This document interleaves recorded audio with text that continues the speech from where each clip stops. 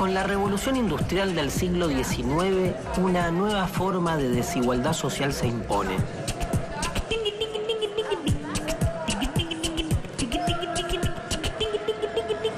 Karl Marx, en el Manifiesto Comunista, la denuncia y suelta su fantasma como una alternativa posible: el fantasma del comunismo.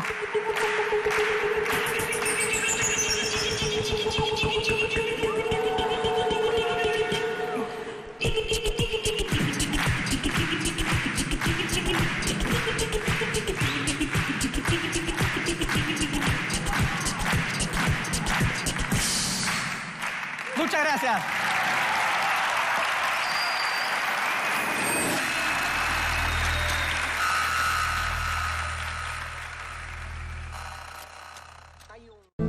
A nosotros nos interesa pensar a Marx a partir de lo que escribe junto con Engels en este texto que vamos a analizar hoy, que es el Manifiesto Comunista, que lo escriben con Engels en 2 meses, Lo escriben desde diciembre de 1847 a enero de 1848. Lo publican en febrero de 1848, si no recuerdo mal, el 21 de febrero de 1848. ¿Y saben cuántos años tenía Marx cuando escribió el Manifiesto Comunista?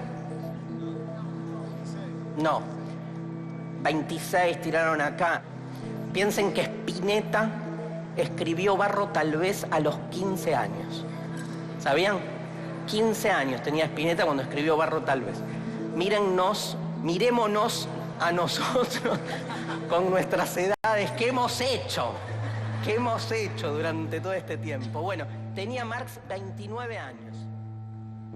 El impacto que genera este texto en la historia de la cultura moderna. No es un libro menor.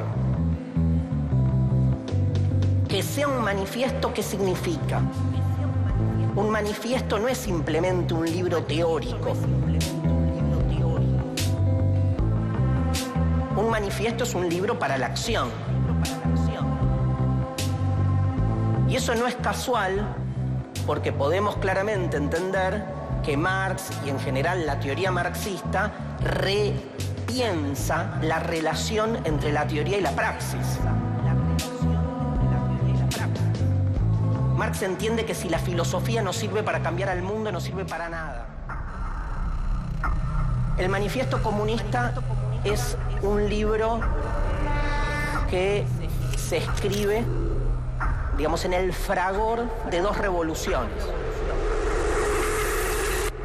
Por un lado, la revolución del 48 y por otro lado, la revolución industrial.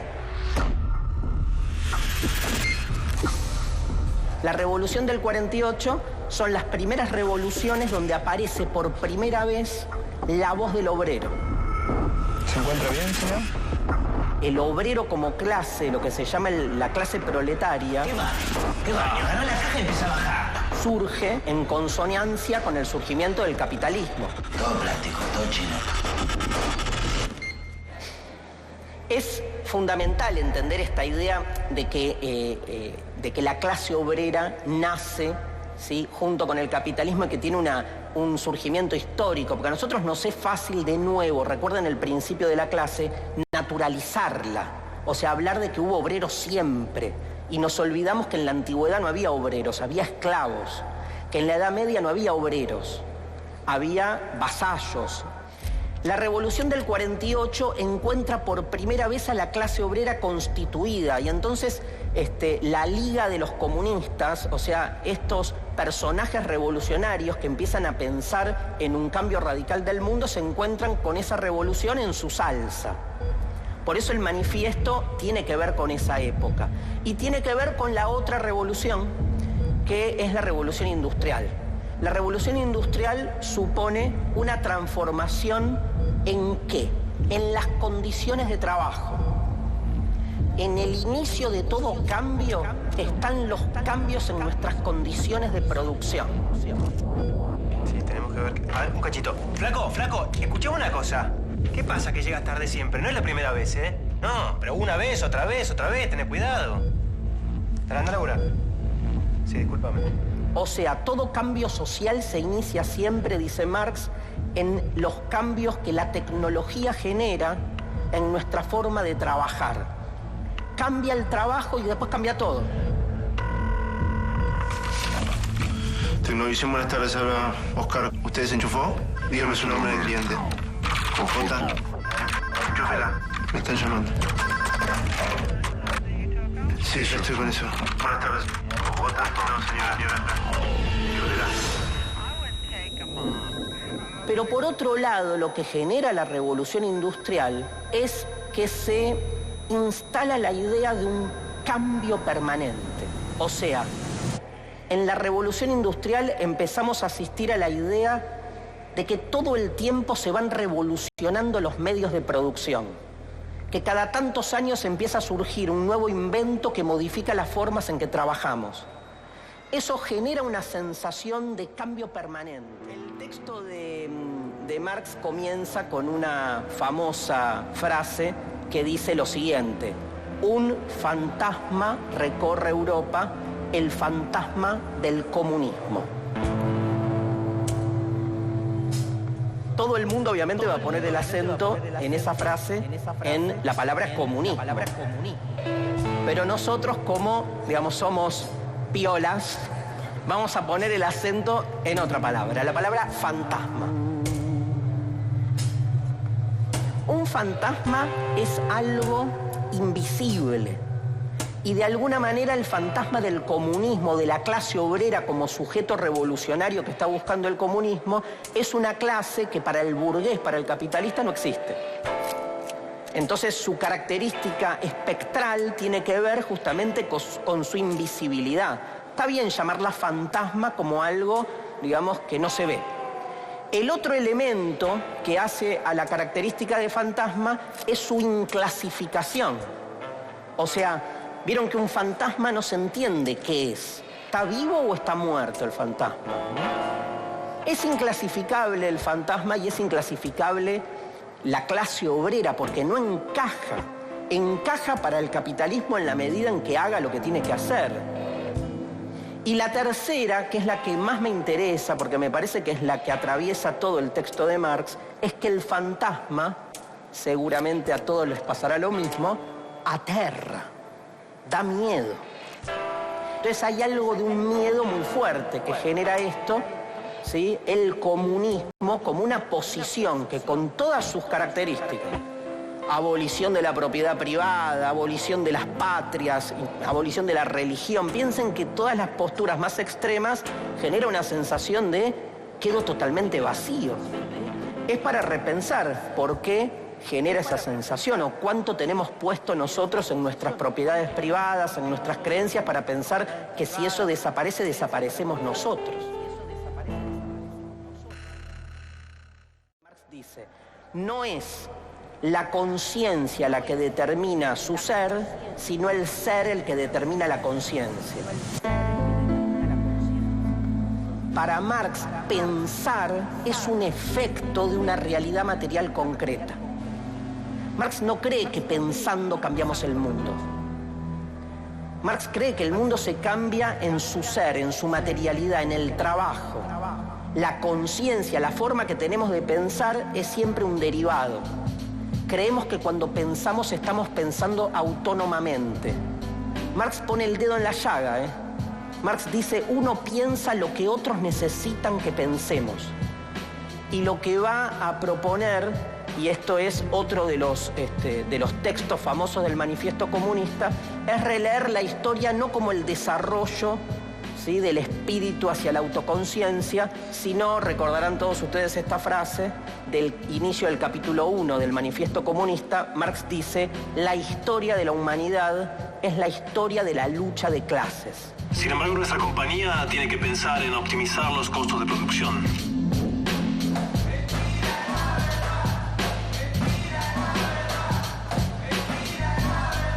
No están autorizados.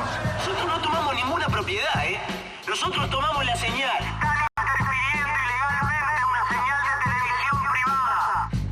Porque hay intereses contrapuestos, porque hay clases en pugna. Fuera de... Ese es mi control. Entren. Porque la historia la escriben los que ganan. Están todos trabajando para ustedes, señores. ¿Quién se creen que son? Lo que se encuentra uno a lo largo de la historia es esta lucha de clases que explota cada tanto, genera una revolución y el mundo cambia. O sea, todo bien con la antigüedad, pero para Marx lo más importante de la antigüedad, ¿qué es? Es que era una época donde el modo de producción era esclavista, donde la lucha de clases se manifestaba entre amos y esclavos. Entonces hay que potenciar ese elemento en la lectura de la historia antigua y no lo que leemos en los manuales de historia, que vienen las pirámides, el imperio griego y romano, como si no hubiese ahí un conflicto de clases permanente. Marx modifica la lectura de la historia, la lee como lucha de clases y llega al final a el tiempo en el que él está escribiendo, porque la última etapa histórica a la que llegamos después del feudalismo es el capitalismo. ¿Cuáles son las clases en pugna en el capitalismo? Dos. Por un lado la clase capitalista o burguesa y por otro lado la clase proletaria. Los burgueses son los dueños de los medios de producción y el proletario, ¿quién es? Es el que no es dueño de nada salvo de su fuerza, claro, su fuerza de trabajo. ¿Qué hace con su fuerza de trabajo? La vende. Y entonces, al no ser dueño de nada, sino de su cuerpo y de su fuerza de trabajo, cobra por ello un salario. En una de las tesis más conflictivas y más polémicas para el marxismo, ¿sí?, el salario, dice Marx, siempre es injusto. Porque para Marx es un problema técnico, no de cantidad.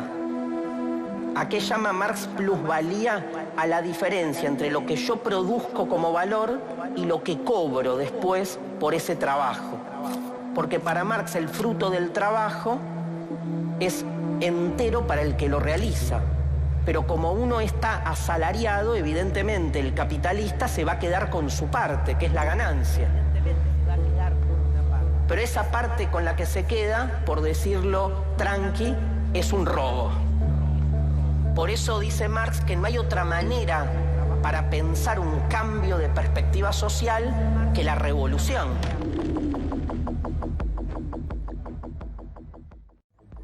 O sea, no hay reforma posible en la alienación, porque el problema es de raíz.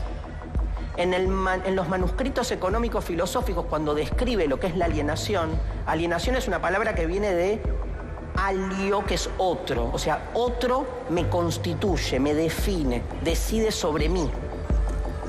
Estar enajenado o alienado significa que, digamos, no somos nosotros los que definimos nuestros deseos, nuestros pensamientos, nuestros sentimientos, sino que estamos repitiendo sin darnos cuenta lo que otros necesitan que seamos. Somos lo que otros necesitan que seamos. Eso es estar enajenado. La enajenación se produce sobre todo en el trabajo. Marx dice, en realidad, lo propio del trabajo es la realización vocacional del ser humano. Pero como nadie trabaja de lo que quiere, porque tenemos que trabajar haciendo cualquier cosa para sobrevivir, en el lugar donde deberíamos realizarnos vocacionalmente, que es el trabajo, en realidad nos sentimos como animales, porque no hacemos nada que nos realice en términos de humanidad, sino que estamos haciendo tareas mecánicas nada más que para cobrar un mísero salario y sobrevivir a fin de mes.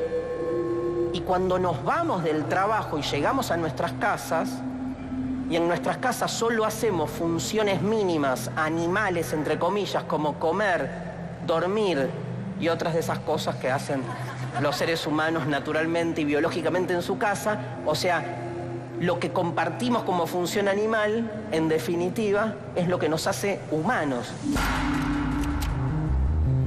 Para ir cerrando, Marx, en el final, lo que hace es pelearse, por decir así, contra las críticas que se le realiza al comunismo. Lo que hace Marx es disolver la crítica, invirtiendo el carácter de sentido de lo cuestionado. Tres ejemplos que son los tres más fuertes que trabaja Marx.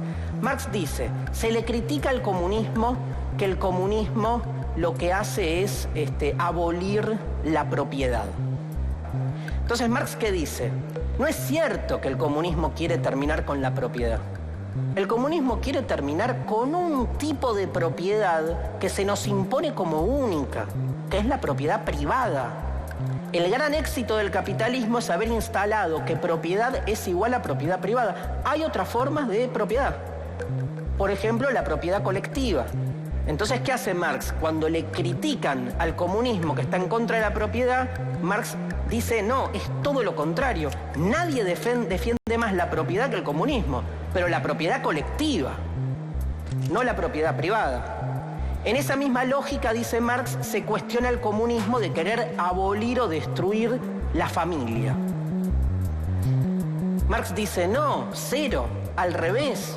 Lo que hace el marxismo es denunciar que las familias que existen hoy en nuestras sociedades son familias funcionales, ¿sí?, al sistema de producción vigente. O sea, nuestras familias se han terminado convirtiendo en unidades productivas. Dice Marx, el obrero no tiene familia. Porque no es como el burgués que puede estar con su familia, trabajar con ellos, salir de paseo, formarlos. O sea, el obrero está todo el día laburando. Y cuando llega a su casa, llega muerto. Entonces hay una injusticia estructural. O sea, que no nos corran a los comunistas diciéndonos que estamos en contra de la familia. Si la clase obrera no tiene familia. Lo que queremos es recuperar justamente la familia. Piensan que en el manifiesto Marx propone la abolición del trabajo infantil, digamos, toda una serie de medidas que lo que buscan es que ese espíritu familiar exista, pero para todos. Y por último, le dicen, en tal vez una de las críticas más lacerantes, el comunismo está en contra de la patria. Y Marx dice, y así va cerrando el manifiesto, los obreros no tienen patria. La patria es una construcción, en realidad, que lo que busca es dividir a los obreros para que se peleen entre sí, constituyendo identidades parciales cuando en realidad todos los obreros del mundo padecen el mismo mal, el sometimiento. Por eso dice Marx que no puede haber una revolución real en el mundo hasta que, digamos, en todo el mundo se produzca la revolución. Por eso termina Marx con su famosa apelación que dice: proletarios del mundo, uníos. De esta manera, el manifiesto comunista comienza a circular sin los nombres de Marx y de Engels. Sepan que recién en 1872 aparece el manifiesto con algunos retoques con las firmas de Marx y Engels. Se dice que es el libro que mejor expresa el pensamiento marxista. Tiene miles de traducciones, tiene miles de versiones. Tal vez uno, como dice Hobsbawm, podría entender la historia del comunismo mundial simplemente viendo las distintas ediciones de este libro magnífico que es el Manifiesto Comunista. Muchas gracias.